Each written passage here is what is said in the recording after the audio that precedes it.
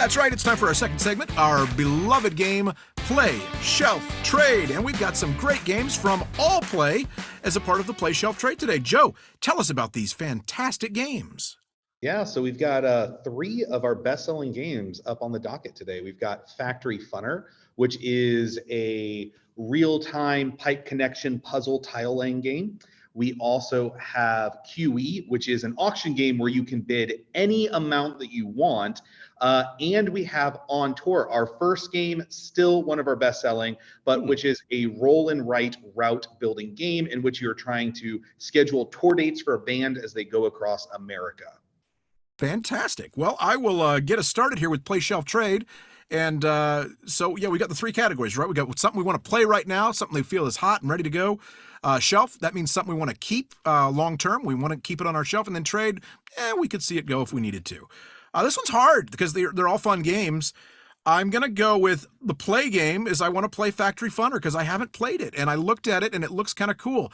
Now, correct me if I'm wrong, but it kind of looks like a little bit of a lighter version of Pipelines, maybe mixed with Galaxy Trucker? I think that's a pretty accurate assessment. Okay. All right. Well, see, that sounds pretty fun to me. So, because I like both those games for very different reasons, but so I want to give Factory Funner a try. As far as a game that's going on the shelf, that's another tough one between these two, but I'm going to go with QE. It is just a fun bidding game. I really like it. I love the fact that you can bid whatever you want. The economy can be whatever you want. You can say, hey, I'm going to pay $1 million for this. And then somebody else might only pay $2 for something. And well, you're screwed. But no, and I really like what you guys did with the expansion, which Joe was kind enough to give us a demo of the expansion a couple of years ago before it came out. And I immediately backed that on Kickstarter and was super excited to have it in the collection. I will keep QE on my shelf. And then unfortunately, I'm going to have to send On Tour. I like it though. It's a fun game. It really isn't. There's nothing wrong with it. It's a puzzly game where you're, if I remember correctly, it's been a while, but I know you're kind of mapping the best way to get to all the different places where you take your band on tour, right? It's a fun one, but I have to send one out the door. So On Tour goes On Tour for me. How about you, Daniel? Nope, Joe. How about you, Joe? Well, see, you thought that this was going to be hard, right? You thought this was going to be like, Yes. How do you kill one of your darlings, right? Yes. But I actually have a pretty easy answer for this. Ooh. So number one, I want to play Factory Funner because I just got done at Origins and we were running Factory Funner events and they were so full. And it made me realize I have not played Factory Funner enough. I still think there's a lot in that game that I have yet to explore. And so I'm kind of itching to get it to the table right now. What's going to stay on the shelf? Again, that's an easy one. QE is an all-time collection game. If you like auction games, QE is one of the best, right? It stands up there with any of the great auction games, and it does something that no other auction game does. So it deserves a spot in everyone's collections if you are a fan of auction games. And unfortunately, which one's going to have to go? That's also going to be On Tour. And here's the reason why. Because last year, as a part of that QE expansion Kickstarter, we actually had On Tour Paris and New York come out, which were 2 new maps. So it's a standalone box where the maps were designed by Albin Viard, who's just kind of an icon in the route building genre. And he designed these maps for us. One side is Paris, one side is New York. And it's a more gamerly version of On Tour. There's more interesting things with the maps to do. So I'm going to go ahead and gift On Tour to maybe some of my friends or some of my people who don't play games as often because it's a great, easy one to get to the table for them and their family. But for me, I've got Paris and New York, which if I'm going to pull out On Tour, it's probably going to be that box 9 times out of 10 instead of the OG box. So I'm going to go ahead and gift On Tour to some people that are going to use it more because I've got the gamerly version in Paris and New York sitting on the shelf. So pretty easy decision for me. Awesome. I'm going to have to try and play the Paris and New York version. I have not done that. Are you guys going to have demos of those going at Gen Con by chance? Yeah, absolutely. We try to demo as many games as we can. We have a lot of new stuff coming out. So we're going to make sure that we keep the demos running. And that's kind of our big thing at conventions. If you come by our booth, trust me, there is no shortage of demos happening. Sweet. Awesome. Well, I'm so glad that Joe went before me because mine was going to be exactly what Andy's was and exactly what Joe was. But Joe's a great salesman. So I'm going to kind of flip this stuff around here. So I was gonna say that On Tour was my trade because it's the longest game. Maybe one of the first games of All Play made, and Yep, I for knew sure. about it the longest at least. And I've never got to the table, so why would I get it to it now? It's been years. It's past. I don't really care. But what Joe just explained to me, the route building and how they got the guy in there that's renowned for it, like that sounds kind of exciting, and it's immediately going to be a play for me now, which means the one that was going to be my play is going to be my trade now, which is Factory Funner. It's fine. Tile placing games are okay for me. I don't speed games are okay. Just there's a lot in there. I guess if I see it play and I see something in there that looks really different, then maybe it'll get me more excited. But right now it kind of just sounds like some of the other ones. But just like Andy and Joe, my shelf is going to be QE because it is on my shelf right now. Now, we reviewed QE as like one of our first or second episodes, maybe the third episode. And on there, it was interesting because we talked about how this game, in theory, is really fun. It's exciting. But when you play with some people, though, it's like they just don't rock it. They don't understand it. And every single time I've played this, it's almost like they're deadpan. Like they're like, what's going on? And then I'm done with the game. And I'm like, okay, that was a bad game. And they're like, no, it was great. And I'm like, what?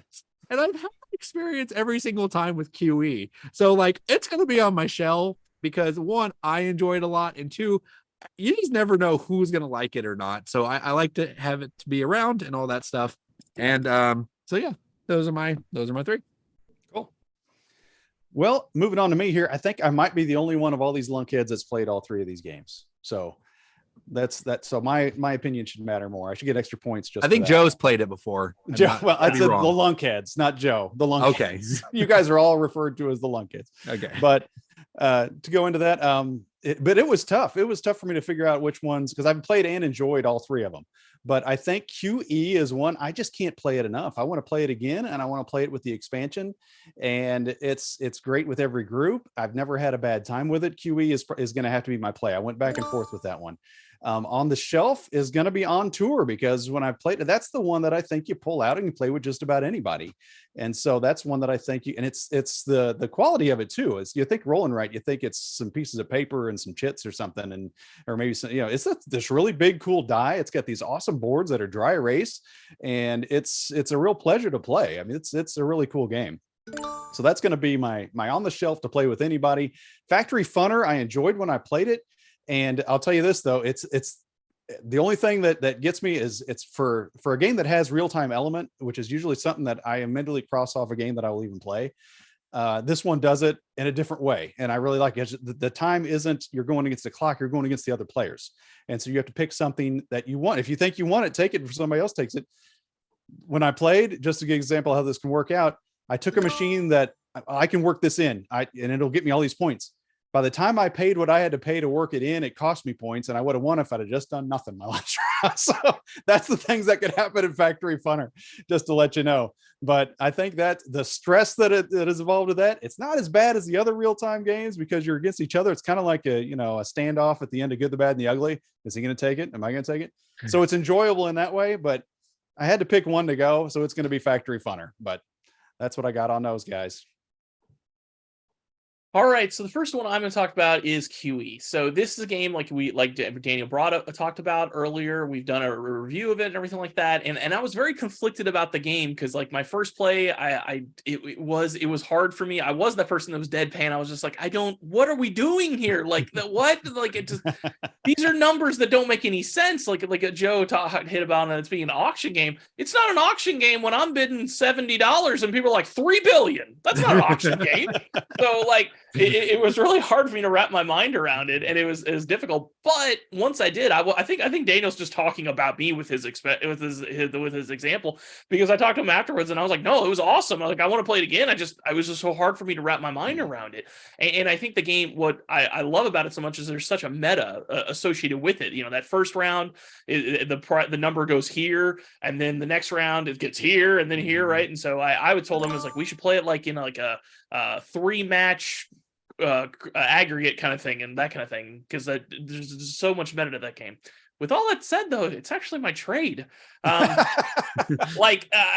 that's only because I'm so excited about the other two and for different reasons. So next I'm going to go with my play. I want to play On Tour because I never have. And then like they were saying, like, Joe, man, you sold it so well. Like the base game seems interesting or whatever. And it sounds like it's worth it just to play as, a family friendly or a non-gamer, have that on your shelf. But the fact that there's a more gamer version there in Paris and New York, like, pencil me in. I'm going to be at the booth at Gen Con and we're going to get that played. I am excited about that. I can't wait to play that. Actually, and then, can we dry erase you in instead of pencil you in? No, real pencil, because I want to be like, oh, it's ruined now. I guess I'll just take this home. And then I'm gonna on my shelf. I'm gonna put Factory Funner, and that's because I have Factory Fun on my shelf. I have the original version, and I enjoyed it. It's only got played a couple of times, and that's because I bought it, and I've had it a long time with my old play group.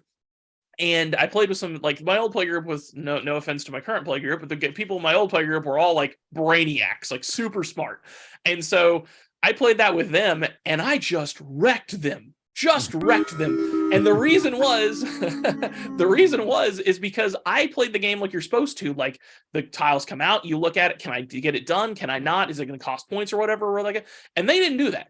They would just be like, oh, the one with the most points, I'm just taking it and I'll figure it out. Like, they just had this hubris that they were going to figure it out, and they both had to end up having like negative points at the end. I didn't have to do anything the last two rounds because I already had it in the bag because they were so far behind. So, and because of it, they both hate it and they say it's a stupid game. Obviously, jokingly, they know it. It's kind of a meta thing or within our inside joke within that group. But so that's going on my shelf for that reason. But no, even then, it's a fantastic game, and I've been looking forward to play Factory Funner to see what's new and the differences. So it's kind of a play and a shelf for me is a Factory Funner. So.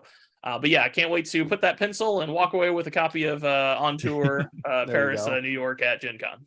So we have Factory Fun, Factory Funner. So when's Factory Funist coming in? There you go. That's gonna be the next one. In development, it's in the pipeline. Okay, good. but Joe, thanks for the information on the new. I knew the new On Tour had come out, but I didn't know it was anything different than a different map. So yeah, I'm gonna have to definitely check that one out. Yeah, excited about that. And I'm not surprised, Chris, by your choice of On Tour, because you're a train game nut, right? So it's true. Yeah. Wow, just to use that. Just for the drop. Thanks for that. I just wanted to say that to get the drop in, man.